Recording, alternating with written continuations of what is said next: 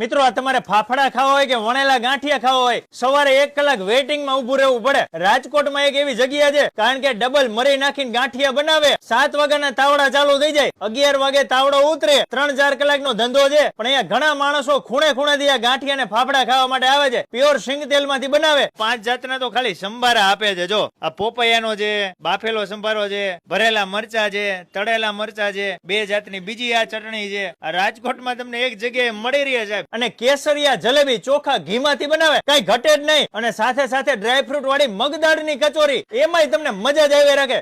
અને શિયાળાના special adadiya dry fruit થી ભરપૂર ચોખા ઘીના. સાહેબ દર રવિવારે અહીંયા જૈન ઊંધિયું મળે, અને આપણે મસ્ત મજાનું તીખું મસાલેદાર ઊંધિયું ખાવું હોય તો એ મળે. મારા વાલેડાઓ, તમારે જો ગરમા ગરમ લાઈવ ગાંઠિયા ખાવા હોય તો અહીંયા ઉભા રહેવા નહીં મળે, કારણ કે ટ્રાફિક જામ હોય. અહીંયાથી પાર્સલ જ લઈ જવાના. રાજભાઈ, તમે ઘણા બધા વિડીયો બનાવ્યા છે, મને એડ્રેસ નું કયો, કારણ કે તમે તો રાજકોટમાં આવો એટલે પેલા ગાંઠિયા